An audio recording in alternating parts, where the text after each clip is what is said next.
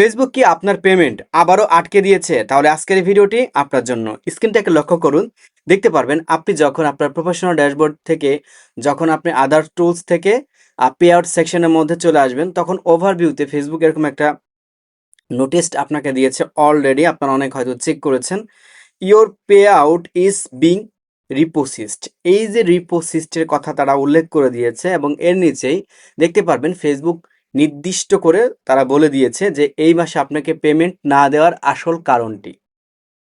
এখানে বলছে যে তাদের টেকনিক্যাল কিছু মানে ফেসবুকের টেকনিক্যাল কিছু ইস্যুর কারণে তারা আপনার টাকাটা কি করতে পারে নাই, মানে পেমেন্ট করতে পারে নাই, একটু ডিলে সিস্টেমের কারণে তারা এই ডলারটা অর্থাৎ আপনি যে ডলারটা ফেসবুক থেকে পাবেন এটা তারা নতুনভাবে আপনাকে টাকাগুলো দিবে। আর নতুনভাবে টাকাগুলো দিতে হলে পরবর্তী যে ডেট আছে অর্থাৎ ওই ডেটের সাথে তারা কিন্তু আপনাকে কম্বিনেশন করে টাকাটা দেবে। তো ধরেন এর আগের মাসে পেমেন্ট পাওয়ার কথা ছিল, আর হচ্ছে বর্তমান যে মাস চলতেছে সেই মাসের টাকাটা মিলে ওরা হচ্ছে আপনাকে একসাথে কিন্তু টাকাটা দিবে। আর এই জন্য আপনাকে 10 দিনের মতো ওয়েট করতে হবে বা 10 কার্য দিবস পর্যন্ত ওয়েট করতে হবে, এরকম আর কি একটা মেসেজ কিন্তু ওরা আপনাকে দিয়েছে।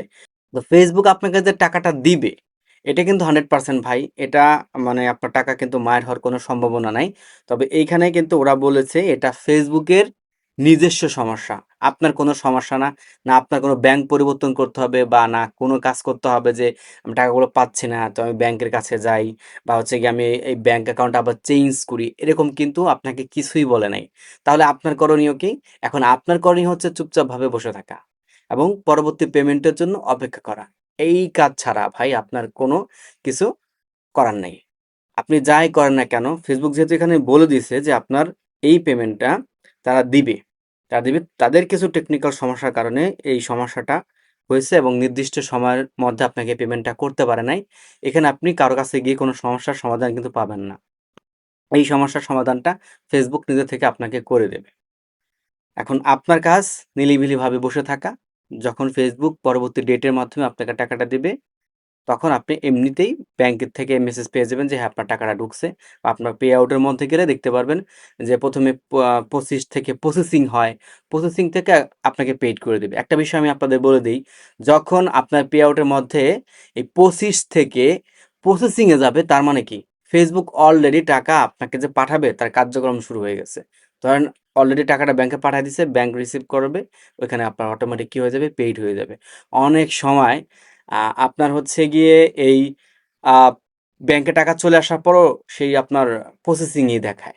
তার মানে এটা আপডেট হতে কিন্তু সময় লাগে। আর এই বেশ কয়েক মাস ধরে ফেসবুক যে তাল মারা শুরু করছে, আমাদের মতো সাধারণ অডিয়েন্সদের ফেসবুক হয়রানি করতেছে। যেমন ঠিক টাইমে আপনার হচ্ছে গিয়ে পেমেন্ট করতেছে না। এতে আমরা একটু টেনশন থাকি যে আমার টাকাটা পাবো কিনা। আর এখানে টেনশন থাকার মেইন কারণটা হচ্ছে ফেসবুক মনিটাইজেশন রেস্ট্রিক্টেড হয়ে যাওয়া। রেস্ট্রিক্টেড হয়ে গেলে আপনি যে ডলারটা পাওয়ার কথা ছিল ফেসবুক আপনাকে দেয় নাই, ওই ডলারটাও কিন্তু আপনাকে দেবে না। কি একটা মুসিবত, তাই না?